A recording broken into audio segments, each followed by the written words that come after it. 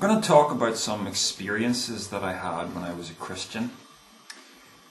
What you might call spiritual experiences. Now, that might be a strange thing for me to say because it's no secret that I'm not a Christian anymore. But bear with me, hear me out.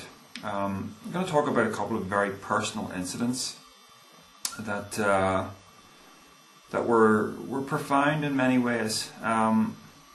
Okay, well, back when in my mid-20s, I had a girlfriend that I had a very close relationship with for a while.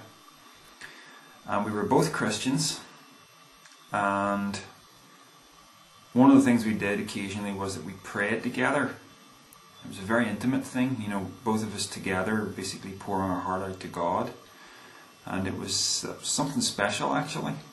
And on one of these occasions when we were praying, she prayed something along the lines of, Lord, I pray that you will come close to Darryl right now. And when she said those words, I remember thinking, I wonder would something like that really happen? I really wish something like that would happen. And within half a minute, I started to feel some kind of turbulence, some kind of tension in my stomach area. And I remember thinking, oh my goodness, is something really happening here? And this built up and continued to build up. And I started to breathe really, really rapidly. Not hyperventilating or anything, but this was affecting my breathing. And she noticed this was going on. And she just kind of went with it. And I remember thinking, oh my goodness, I'm being touched by the Holy Spirit. And there's just no doubt anymore. Christianity is absolutely real. I couldn't imagine how I could ever doubt it again. Because here I was having this experience. And this didn't happen in a church situation or anything. This was just me and her in my living room, completely alone. Just being intimate and communing with God.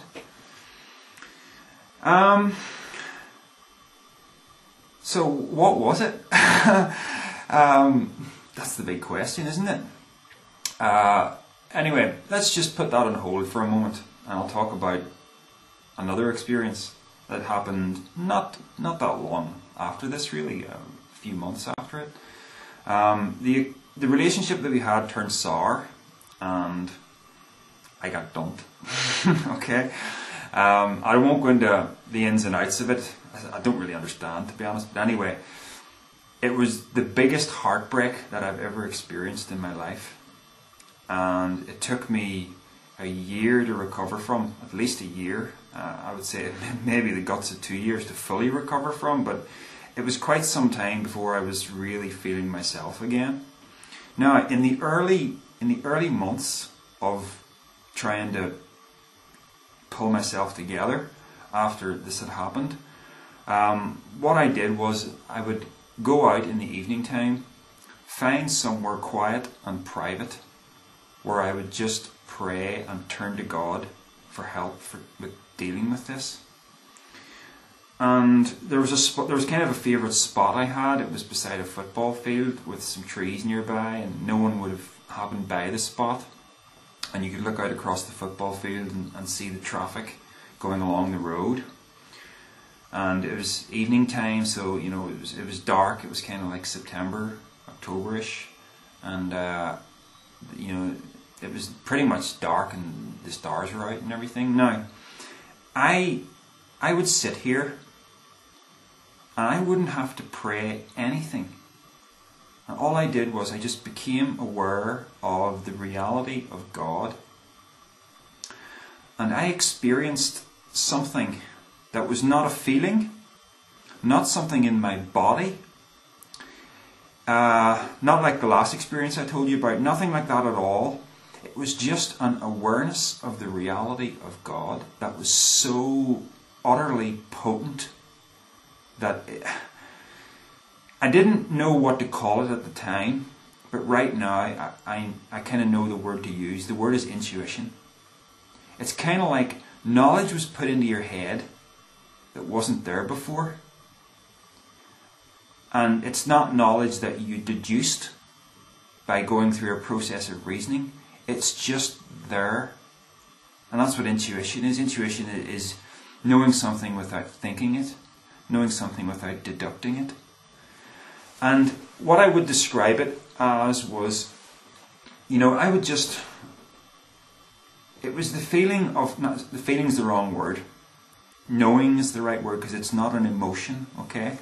It was the knowing that God was absolutely everywhere in everything, and that you were completely and utterly loved without judgment. That's what it was like. And it wasn't just believing this, it wasn't having faith in it, just saying, oh, I've read the Bible and I just believe certain things to be true. This was knowing it in a deep way, without having any understanding how you could possibly know it. And every evening, I could go out and sit there, and this just was a reality. And I lived this reality for a couple of months of my life.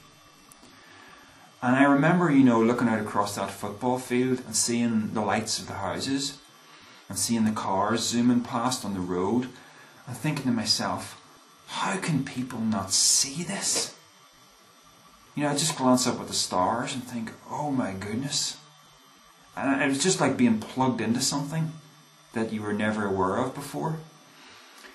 And, if someone had tried, you just could not have convinced me that Christianity could be untrue when this was going on. It was just so real. And of course at the time, I interpreted these intuitions as the Christian God, and I interpreted it all in line with the teaching of forgiveness of sins and everything. This feeling of being, this knowing of being completely loved without judgment. So I think I can understand to a degree what actually happened with me. And I was living in a kind of, coping with this heartbreak, I was living in a kind of an altered state of consciousness. Where, if you've ever seen, someone who's going through some kind of grieving process, you can look at them and you're not sharing in their grief because that grief is particular to them. And it's just their reality. Their whole life is consumed by this heartbreak. And that was me for a while. So it was kind of like an altered state of consciousness where you were locked into something.